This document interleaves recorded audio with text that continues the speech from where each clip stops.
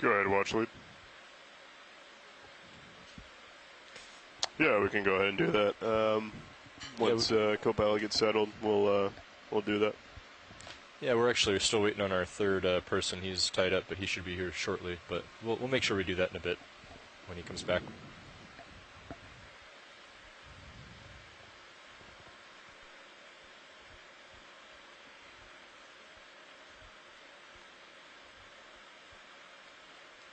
Have you seen this yet today? This might look like a new sponge for us. I was out for lunch, so I don't know if you encountered it, or maybe it's just a different view of the sponge, but let's take a quick look. Okay. Interesting direction here. Nav, are you keeping the ADCP up? Stalked glass sponges. Just for personal reference, I can I think this is again a Hyalinema glass sponge, and we're seeing it from a different angle. Broadcast the high-pack screen over the and you'll see there's a kind of a globular VSAT, body. so you can go ahead and zoom in video. It's good to try to keep it full screen. Copy that. If you really want to keep up the ADCP, I'd just move it to high-pack left, and you can watch it all the time.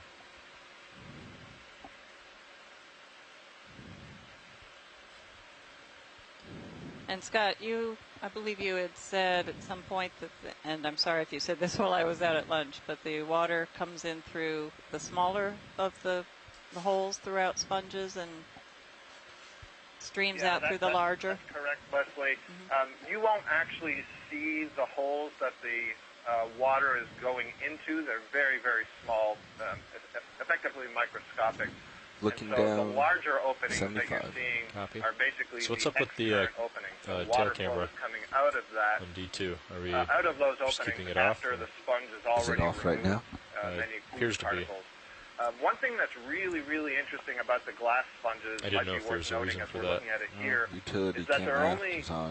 2 layers of cells, and so basically the outside of the sponge is I came in earlier and it giant looked like cell, it was like really grainy. and the for some inside of reason. the sponge is another giant cell. That's sort of one way to there it is. describe Yeah, it. there's been some issues with it. What's Oh, that looks happening better. is Okay. as it Yeah, grows go ahead and zoom in and video. the cells divide as it's growing, they don't separate. That is, they don't create a membrane to create See the new bug cells. down there?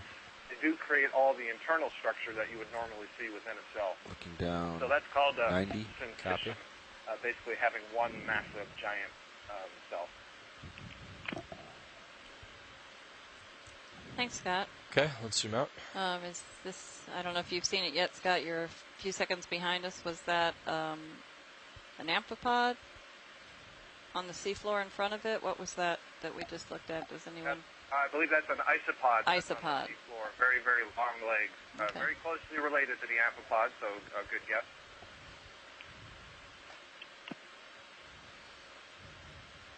Oh, there's something interesting. Let's do a partial zoom. Hold that.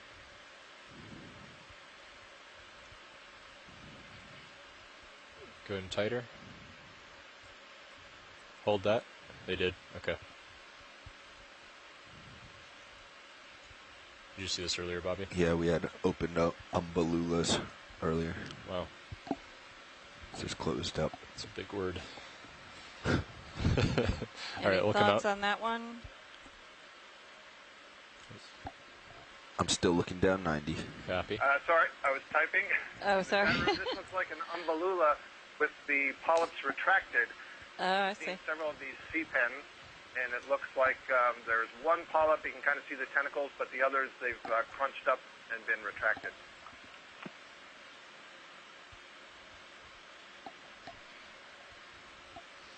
Coming back.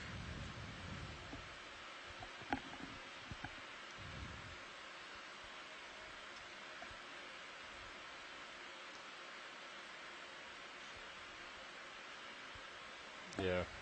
If you're just joining us, we have been on a landscape such as this for most of the dive. We're traversing across some very large bedform features. These bedforms are constructed through long-term current flow. So It this must be pushes the slight the downhill currents, section move these sediments along that we millimeter discussed or last night. centimeter by centimeter. Camera's looking 45. But on a much larger scale, they form these giant wave forms. Come down a little. And we can see them from the multi-beam sonar maps. They're huge fields of these. At this scale, we don't really notice that we're climbing up and over different features. Actually, the decline's coming up in a little bit. We'll have to watch out for that. I guess we will notice when we're heading down because it's harder for the ROV to be looking directly in front of us at the seabed. We try to avoid doing that, but on this very low slope, it's feasible. Watch lead, this is Nav. Wanted to let you know that we have completed another 100-meter segment, so a total of 300 meters for the dive this morning. So we've just been informed we've reached our 300-meter mark along this path. I think our original goal was close to 100 meters. I don't know if we'll make all of that.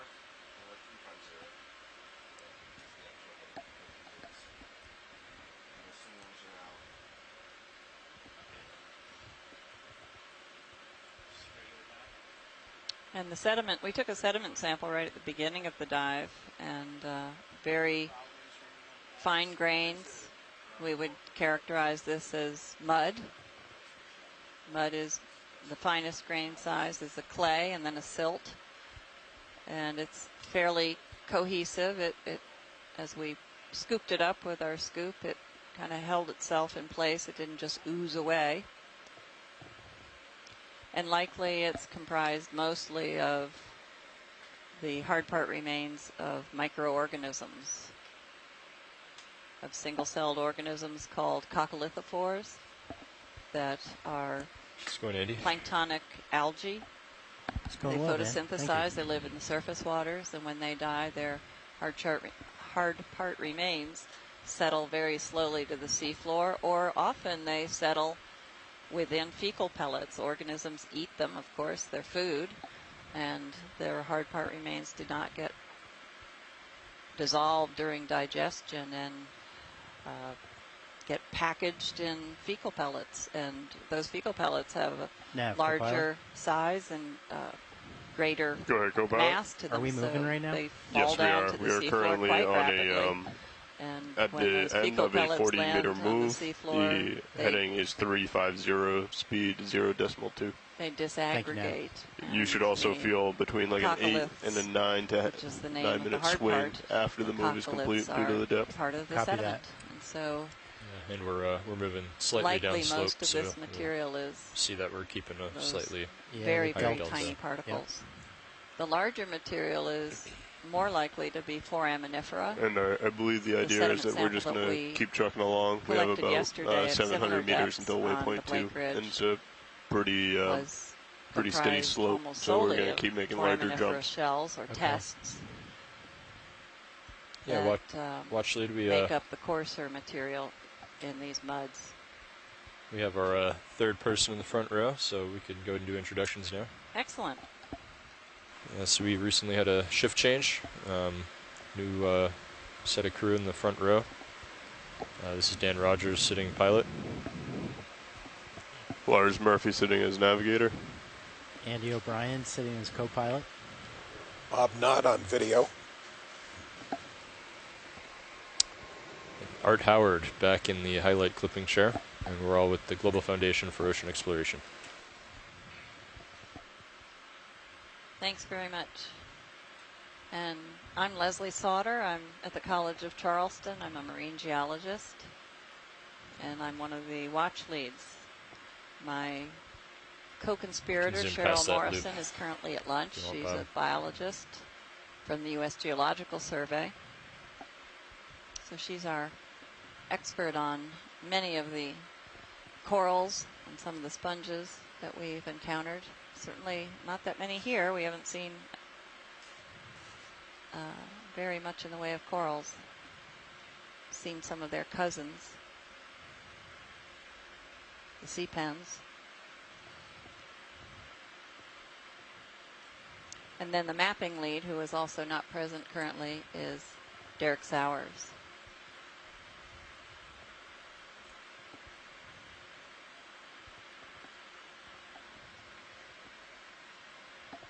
Is the ship stopped, Lars? We are currently on a portion of the Blake I believe Ridge. it's just wrapping up its move now. Okay. Our depth is 3,340 meters.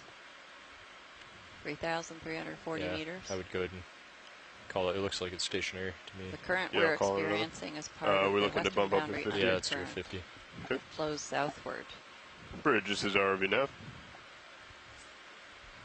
We'd like to tack on another move once that first one's finished. It will be an additional 50 meters at 350 degrees, a speed of 0.2 knots, please. Thick and deep enough so that it certainly affects the sea floor there and transports warm waters from the equatorial region poleward. We are east of that. Good copy, Bridge. Thank you very much. Very influential current.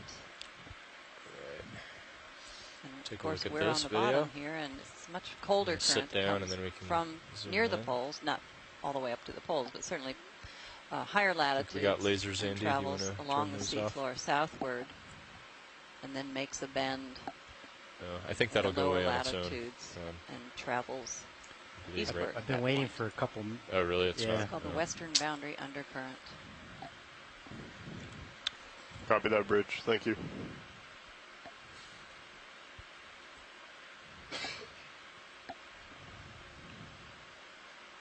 Yesterday's dive was north of here at similar water depths. It was a very different landscape.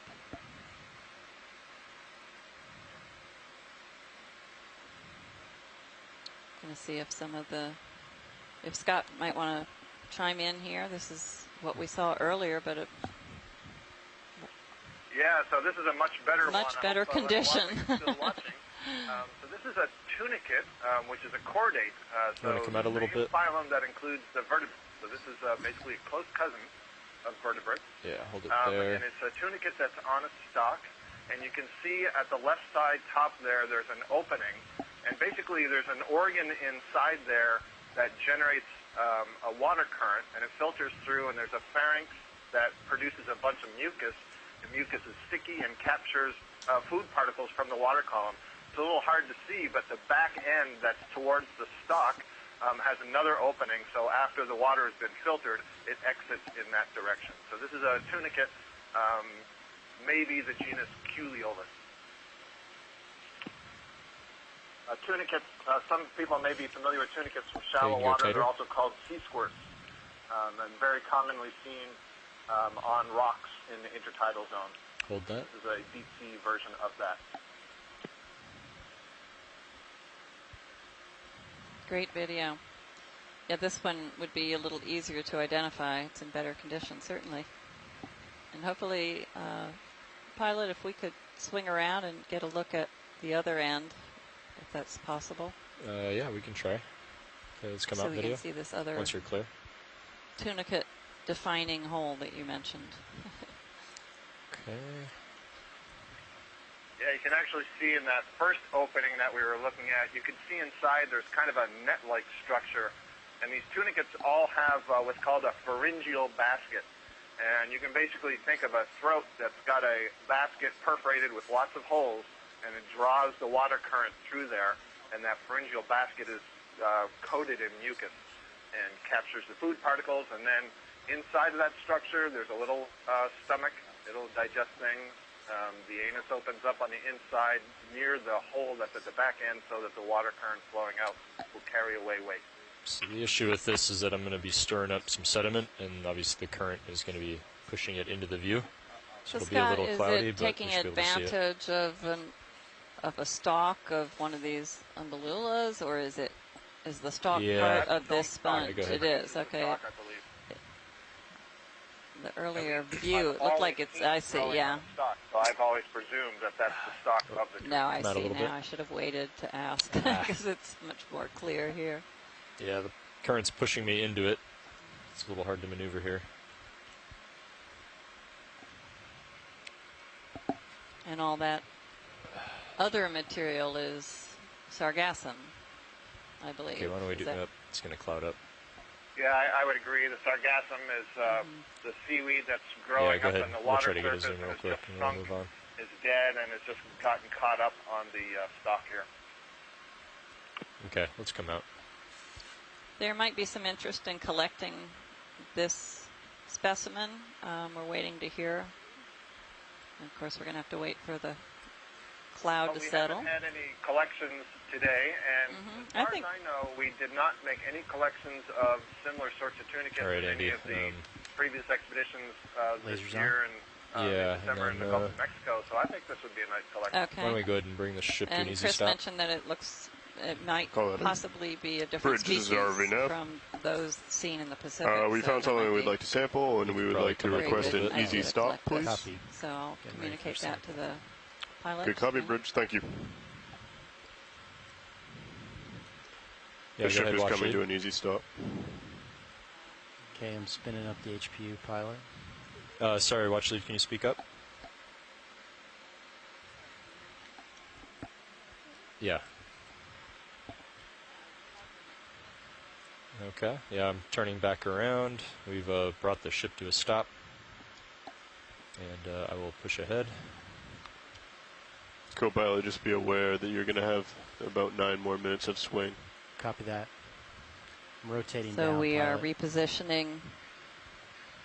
If you would feel comfortable, I can move the ship so backwards. That we can get a collection. Sure. Yeah, you could move it back like 10 meters or something. 10 meters? All right. I'll call it in. I'm going to get some altitude. Okay. Bridge, this is ROV nav. We'd like to make a ship move of 10 meters at 170 degrees, a speed of 0.2 knots, please. We have a Rattail Fish that is studying us as we study him. We've seen several Good copy, of these Bridge. Thank you. Today and that a move couple is yesterday. Initiated. Copy. They seem to be very common visitors to the region. So, do you just want? Would you like part of the stock, or to go just below the organism, or what part of the creature do you want here? I would imagine the whole thing. Okay. I don't think leaving the stock's gonna. And that way we might get. Good copy, Bridge. Thank you very much. Whatever it is attached to, it's likely attached to some other piece of Sargassum, but we would be able to get the whole organism that way. Yeah, Leslie, I don't know how well rooted it is in the sediment if this is something that could be plucked, but I would say you would like to try to collect at least half of that stock. Okay. Do you want us to try to dig in and get the rooted portion? I don't know that it's necessary to do that. We'll see if anybody else makes that suggestion. But if the pilots think it can be grasped and then pulled out from the bottom, we can see if that works easily as opposed to trying to root around in the bottom. And if it doesn't pull up easily, then just simply clip the stock. Okay. All the action is definitely in that main body, not the Sure. Did you put that reverse move in there? I did, yes. Okay. So that's making its move now. Also for your reference, before you take the sample, the port outer has a sample in it at the moment. So we have port inner and both starboards that are available for biosamples. Okay. Copy. So actually, can you repeat? Would we like to go for the root structure in the sediment, or just clip it halfway up the stock?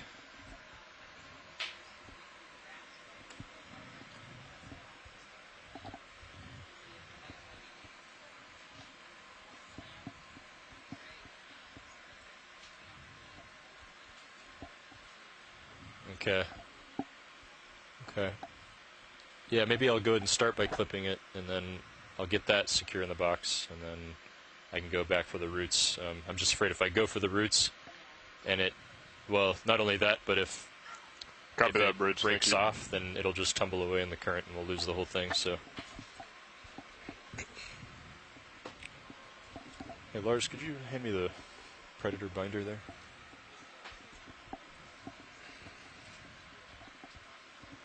Thank you. Co-pilot, that move was just completed, so you should feel yourself come forward for maybe another 5 minutes or so, and then you should come back another 10 meters. Copy, Nav. Thank you. And you said port outer, right? Yes, port outer is currently has a sample in it. So port inner is available, and both of the starboard bio boxes are available. Copy.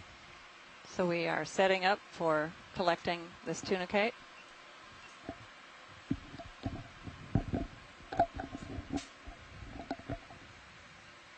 We're having quite a bit of chat room discussion on it. See if I can Okay, hydraulics are up. Pull out a few things. And we'll go for the port box. Copy. Okay. Port inner. Port inner. Do you want me to take mini Zeus? Sure. Yeah, Chris Kelly. And Lars, if you can help us keep an eye on Sirius. Appears to be different from the ones collected in So while we have the this Pacific. up, that's what you should be focused on. I'll keep an eye on Sirius. Yeah. Thanks.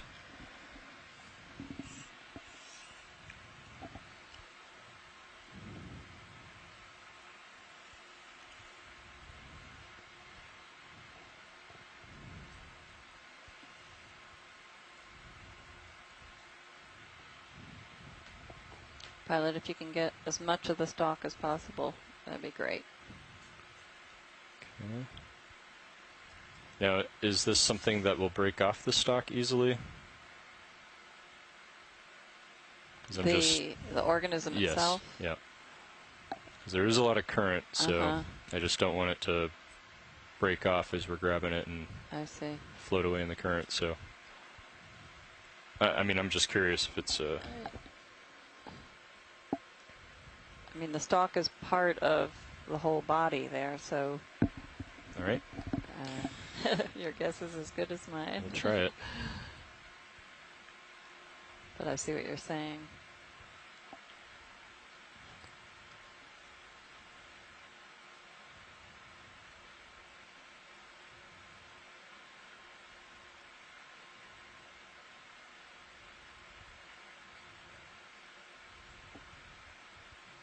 You got it. Excellent. Not quite yet. I know. Not till it's in the box. I understand.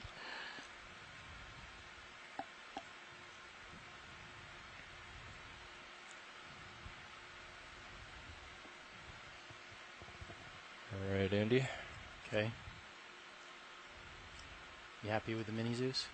Yeah. Okay, I'm ready to extend the drawer when you go ahead. Okay, extending.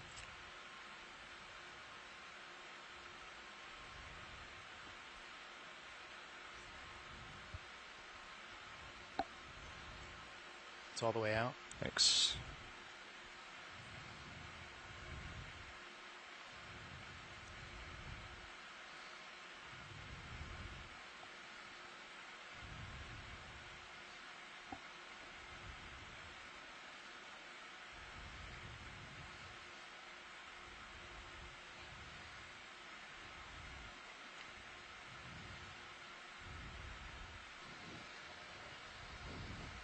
Hello everybody, Cheryl Morrison is returned from a delicious lunch downstairs on the Okeanos.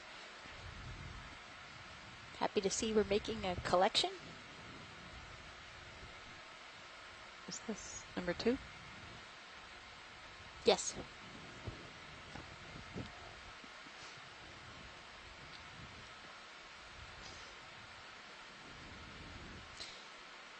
The first sample that we took was a sediment sample, geo sample.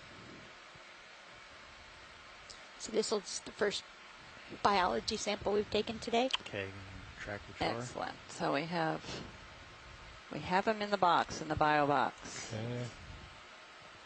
Nice job. Now I'm going to go for the Cheryl roots. or Leslie, can you type into the event log the sample number, unless somebody on the ship is going to put that in the annotation? I will do it.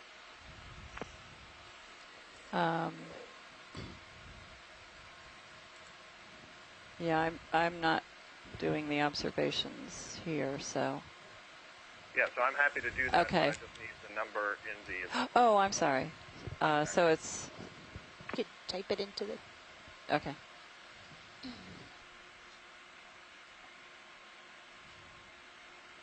you want me to open the drawer?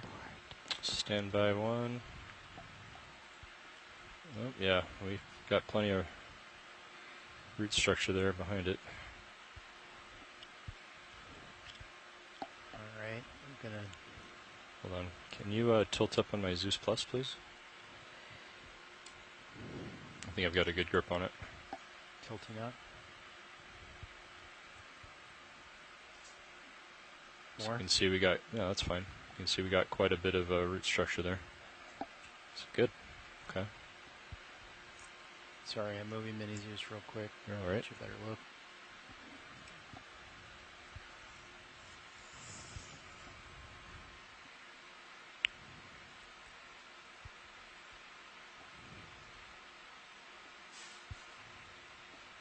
You're clear for the box. Okay, coming out.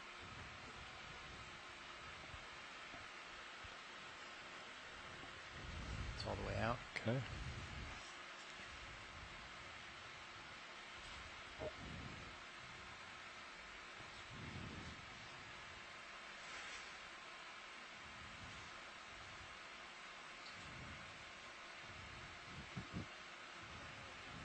In this kind of current, you certainly don't want to leave bio boxes open too much. Current just kind of allows those Okay, close it up.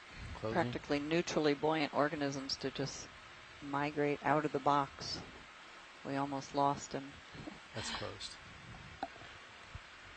But everything is secure now in our bio box.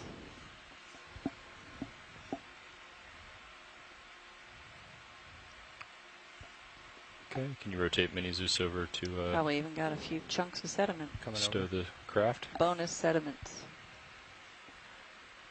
We'll all be busy tonight.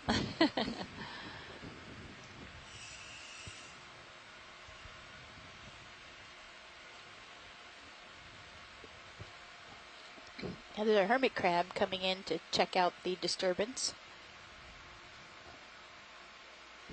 Coming in from the left side of our view. All right. Craft hydraulics are secure. Copy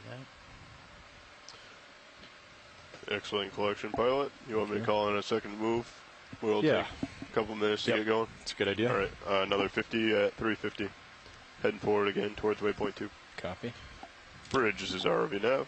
I'd like to call in another move of 50 meters at 350 degrees, a speed of 0.2 knots, please. Got your Zeus back, pilot. Copy. Good copy. Thank you very much, Bridge.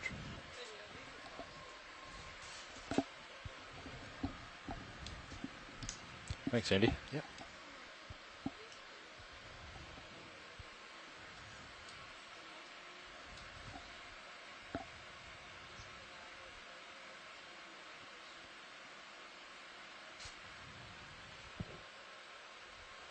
Right, that move was put in at 1643. Co-pilot, you should start feeling that around 51. So, pilot, you have a little bit of room to play before he starts moving. Copy. Copy nav. Thank you. Copy that, Bridge. Thank you.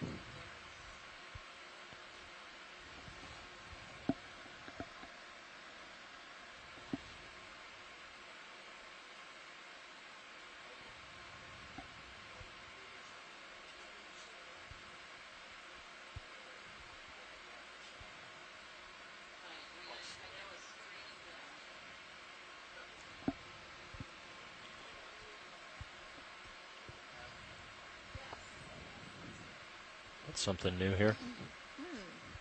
This looks like something we haven't seen before. All right, Or Bob, is it an Bob, do you want to anemone? zoom in? I know you're doing something else. I think it's an anemone.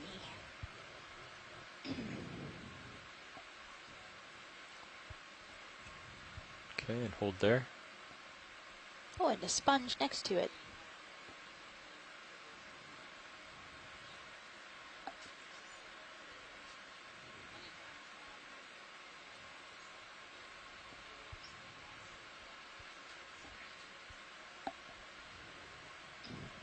I wonder if I this. do think passed over a couple of these anemones earlier when we were in a position where we had to get going pretty quickly, but we didn't get a good look at them, so it's nice to have this close-up. Yeah. And is that one of the Geodia sponges to the left of the anemone? Might be two different sponges, actually, but yeah, the closer one being the Geodia. Certain, Cheryl, that's possible. I definitely agree with you that it is a sponge. And kind of round and demo sponge.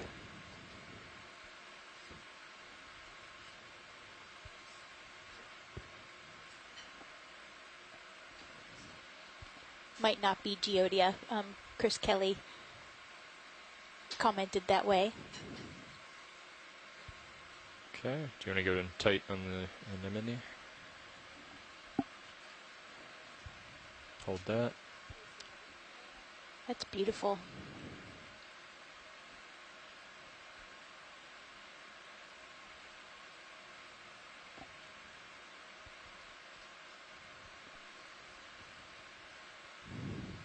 Do we know very much about this type of anemone? Does it have nematocysts like the ones that we would find in the shallow waters?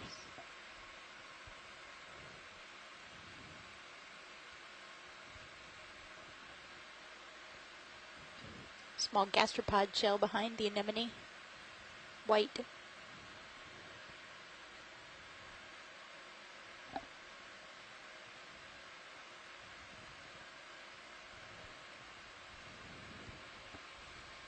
Thanks, Tina. I heard from Tina that, yes, they do have nematocysts.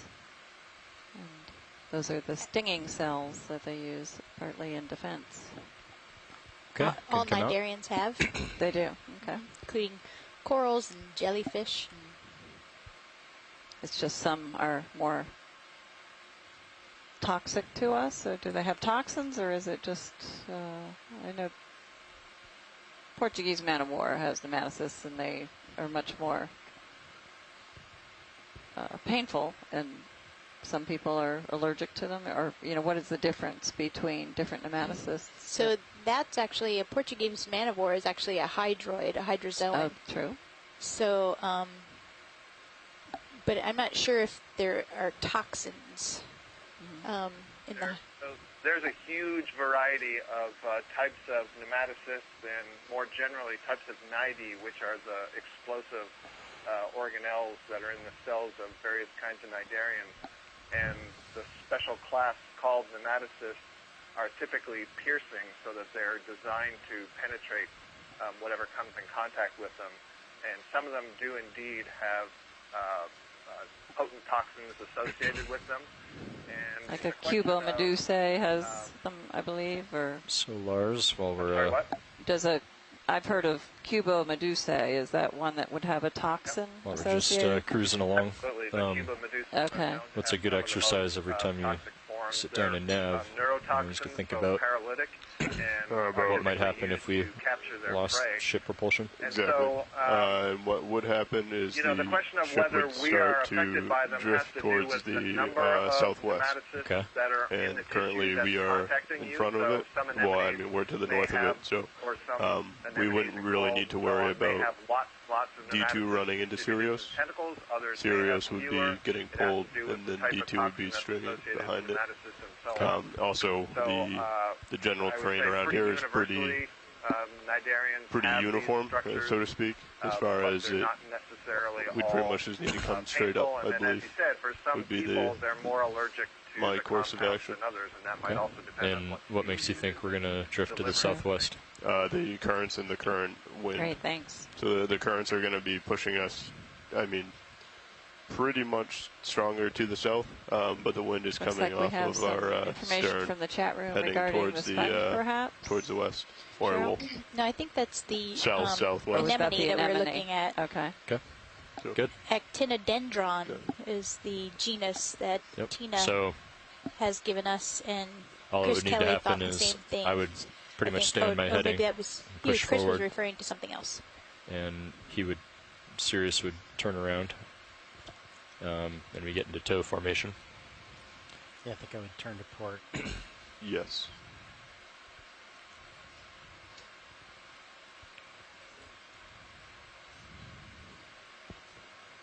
And a reminder that these laser beams and we're you would seeing turn to are port because you measuring have negative devices. turns They are right 10 now? centimeters. If you were trying to take the turns out, you would turn to starboard. At lunch, I'm still but thinking of chewing instead depending of on how fast the situation will change, like if we just need to get in tow configuration as soon as possible, he would just turn to port because it's less of an angle to get to that heading, to face Sirius toward the southwest. Yep. But if it was like a really slow, light wind, light current day, and we weren't going to feel that tug very quickly, and in fact we're 3,300 meters deep, so it would be a few minutes before we even felt the ship drifting. Yep. So he probably could turn to starboard and take the turn out and also face southwest, but in the moment you just got to, either way, got to get Sirius faced in the direction of drift. So copy that. And we can always deal with turns later. This look like some nice burrows, maybe. Anybody living in there? That's great. Looks like something from Star Wars. And they have the entryways underneath the dome. Start feeling that move here pretty shortly. Okay. Co-pilot. Copy that. Yeah, I haven't moved my rotator. So I don't think I'm moving yet.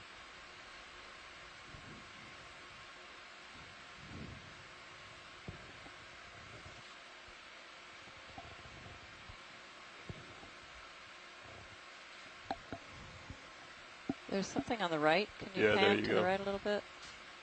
Is that possible? Very slowly. Sure. So yeah, that's that's about 9.5 minutes. Okay. Looks like another sea cucumber. Holothurian. Yeah, we saw one, just a little while ago. Looks to be very similar. Okay.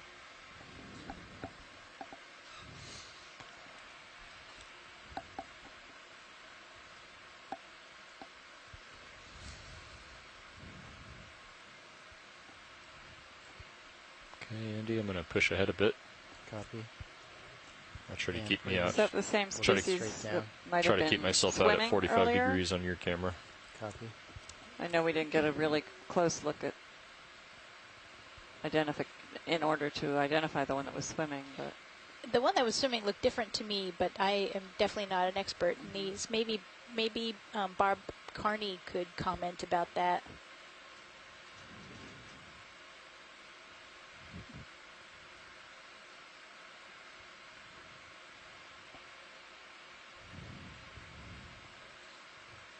Okay, I'm going to rotate up to 4-5. Okay. I'll just keep you in view. That is 6-5. we certainly encourage any of you on the chat line, if you'd like to phone in and actually talk with us, we'd be happy to have you commentate on some of these along with us. Okay, rotating to 4-5. Please feel free to dial in. That's at 4-5.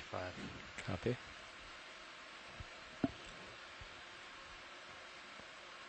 I'm going to come back. I'm going to come down to the bottom a bit more so you can Pan out. come down as well.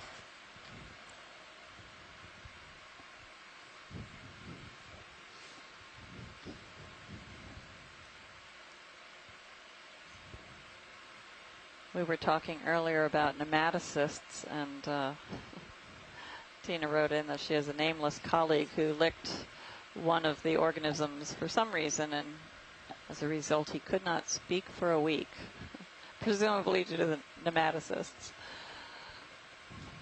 Copy that, Bridge. Thank you. That move just completed. So you guys ready for another 50? Those of you who are viewing, listening, 630 meters until target. Yep, let's do it. All right, another 50 coming up. Bridge is at ROV. We'd like to make the same move, 50 meters at 350 degrees, a speed of 0.2 knots, please. Good copy, Bridge. Thank you.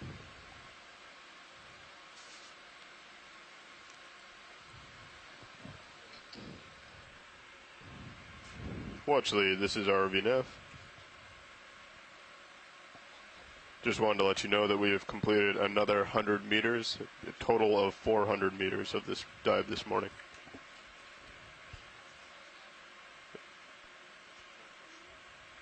Okay, you want to zoom in? in? So we're 400 meters into our transect. Copy that, bridge. Today. Thank you.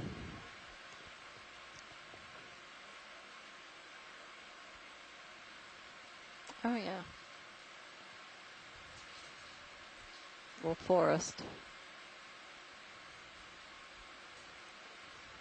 I don't know how you saw that. I don't either. Wow. It's great. We've probably missed many of them. Copy.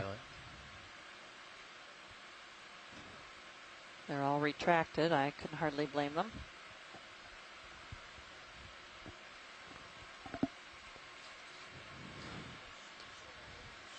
I would imagine that these are a polychaete of some type that have made these tubes. They do appear to be made out of mud. Sure. Yeah, anytime.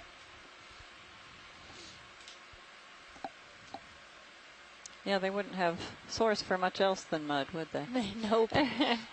Mucus. Mucus and mud, yeah.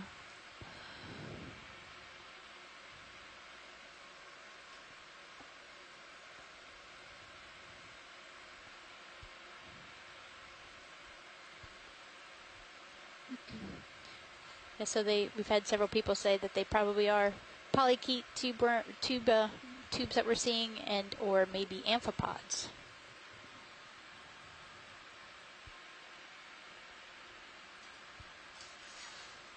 I didn't know amphipods made tubes. I've actually seen amphipods make little mud tubes on tubeworms in the Gulf of Mexico. Yeah, it's pretty amazing. They're tiny little tubes on top of tubes.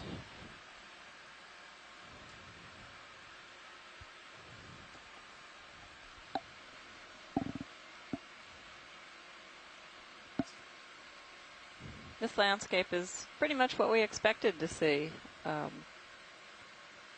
No rocks, just the mud landscape, smooth.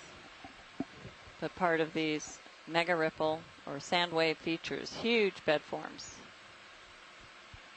And we're going to try to bring on in a few minutes maybe an image on one of the other screens. I'm going to rotate back to 4.5. Of the multi-beam field. I'm going to work with a video on that. Sure, let's go for it. So if you're interested in seeing a multi-beam sonar image of this entire region, so you get sort of the context for where we are, you might flip over to camera 3. Copy. Thank you.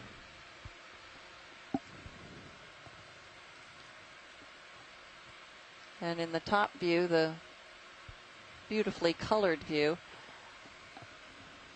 which I actually don't have in front of me, so I can't see it.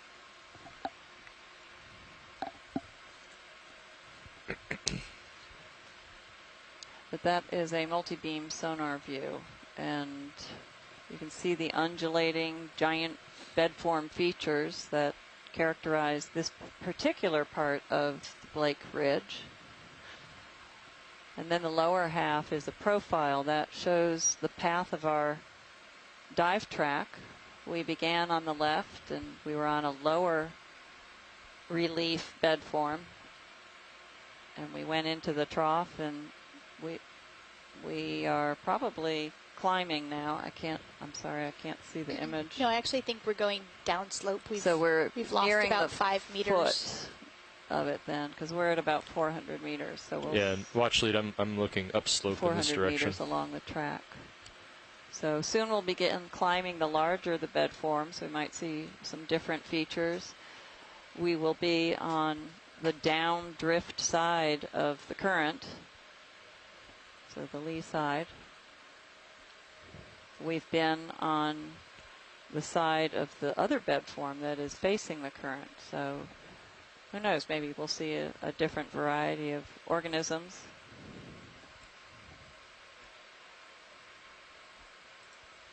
So again, if you want to see that imagery, it's on camera 3. Another Coryphenoides rat tail.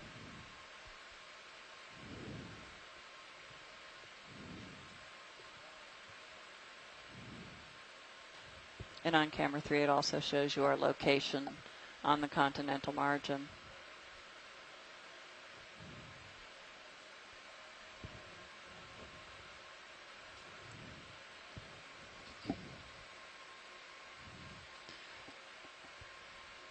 This expedition is, its focus is to investigate and explore habitats across this broad area that we refer to as the Continental Margin off the southeast U.S. coast.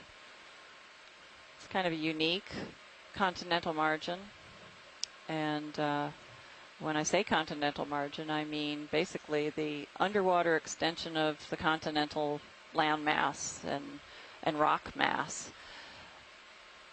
The material that is closest, the portion of the continental margin that is closest to the shore, we refer to as the continental shelf, and it's can be narrow or broad, but it's typically very flat and goes out to a depth of about 200 meters. And that distance varies from place to place. This is interesting. You can see we're at this transition where the sediment appears to be starting to like fall down slope. Yeah, you can definitely see it draping down.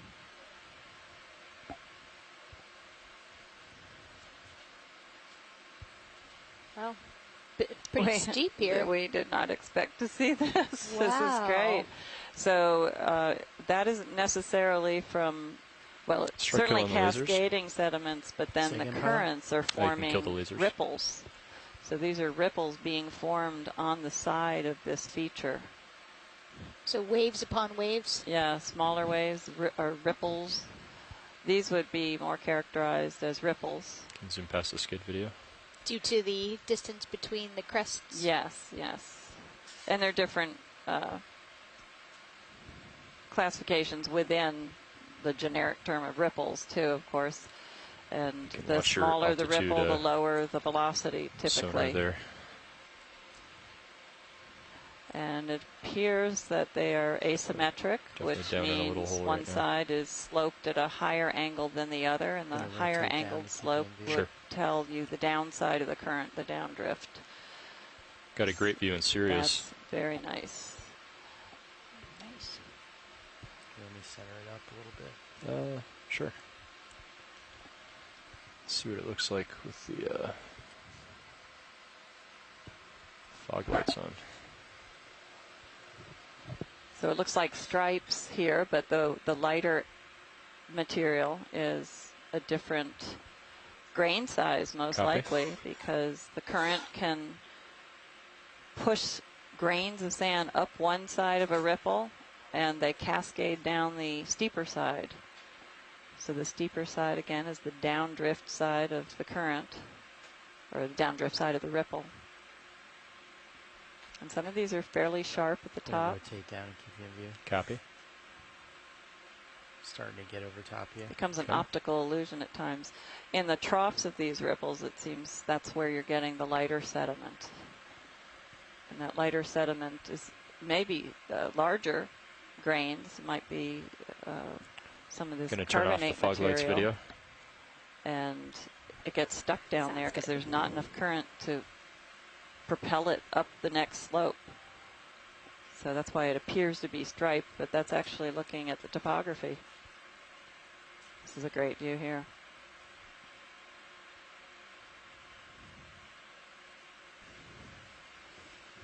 And we're not seeing too many organisms inhabit this region. These ripples probably slowly and steadily migrate southward along with the flow of the current. And it may be looser grains because those grains are cascading over the top of the larger feature and spilling down the sides, but then those grains get caught up into these features called ripples. Okay, rotating out. Copy.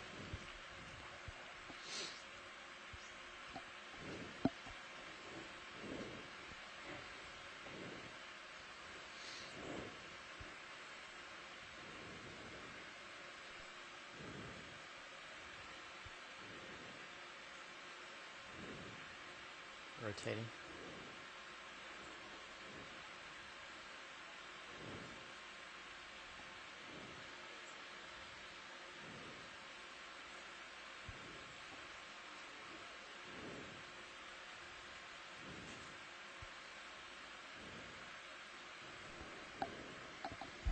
On the left, you can see how sharp one of those ripples, the crests is.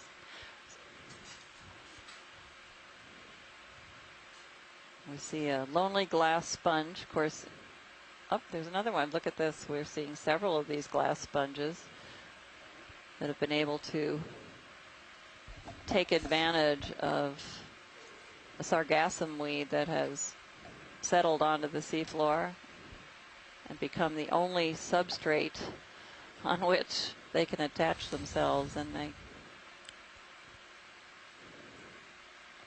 are able to sort of root themselves using that as the initial substrate.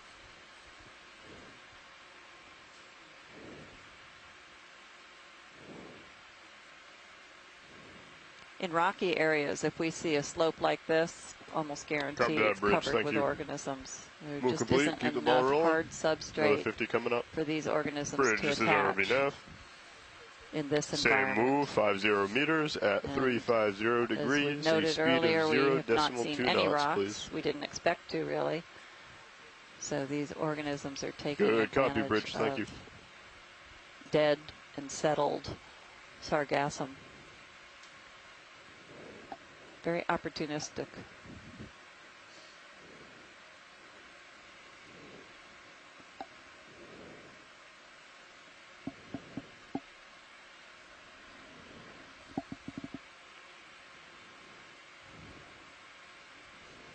Copy that. Thank you. And again, remember, we're heading into the current. So we're looking at the steeper slopes of these ripples, the downdrift side of them.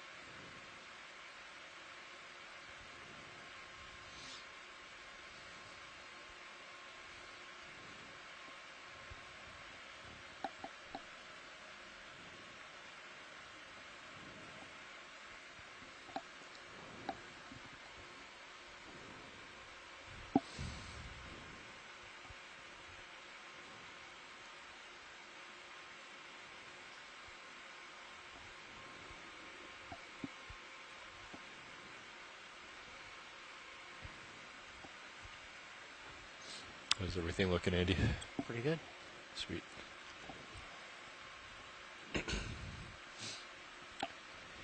You want to try firing one of the Niskin bottles? Sure. I just maybe we'll check with watch lead. I think we're still testing. But hey, watch lead, this is pilot. Is it alright if we test fire one of the Niskin bottles? Okay.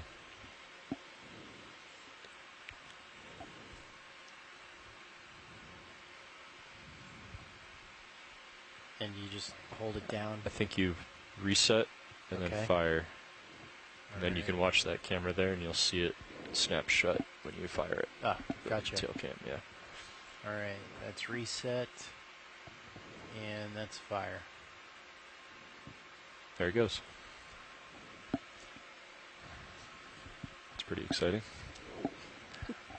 Do we get two of them? Just one. I think they did one earlier, yeah. Yeah, they did one at 1341 UTC. So the pilots just fired a Niskin bottle. That's a water sampling device.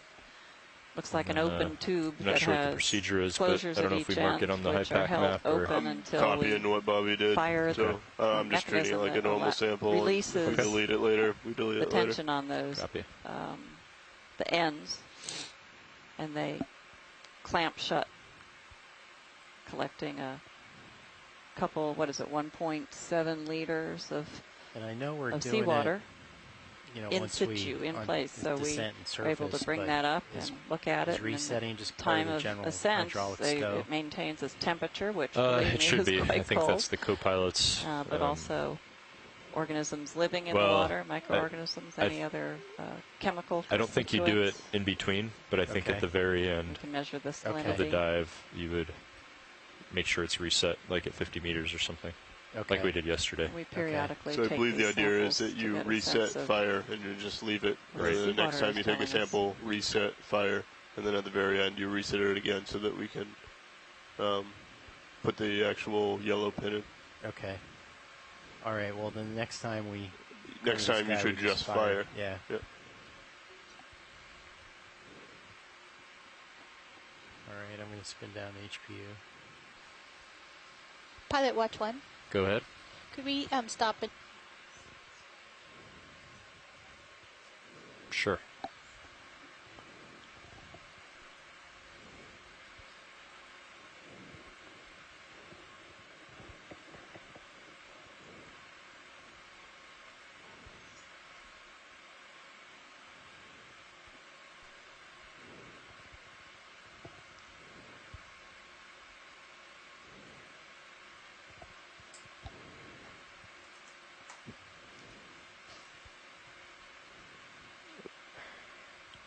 Go ahead and zoom in video.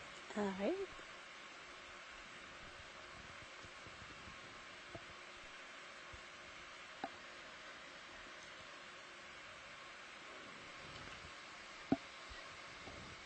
This looks like a loofah.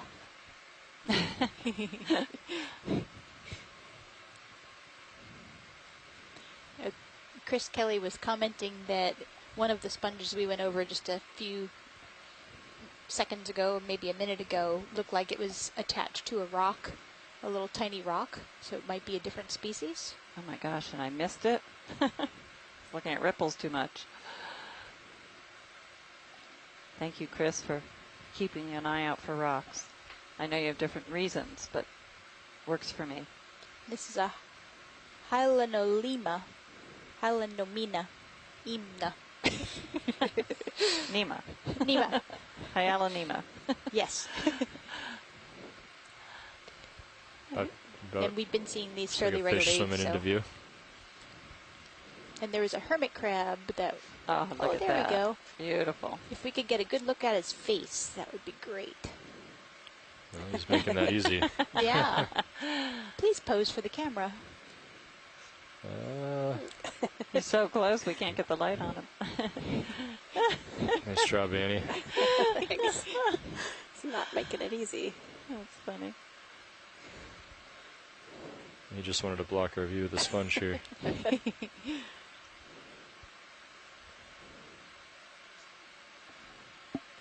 Should we take the lasers off, maybe? Do we need them? I would be happy to turn them off, yes.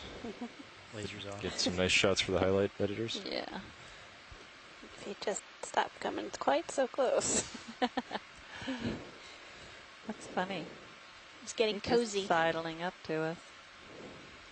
Kind of lonely down here on the seafloor. There he goes. Come back. All right. Come full wide, and of course, feel free to lose the skids. Sounds good.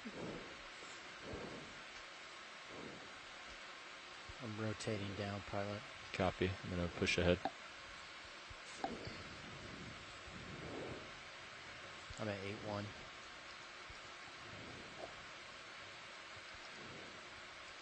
And we see another of those tunicates. We collected one earlier. They're on a stalk. We just passed over it. I'm going to push out ahead a little bit. Copy. We'll swap.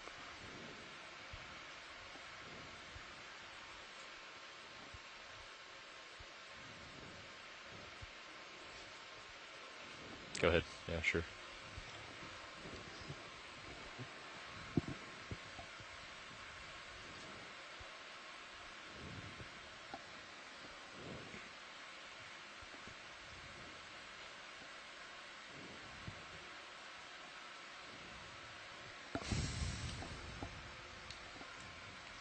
Definitely are some burrowing organisms. We just can't see them.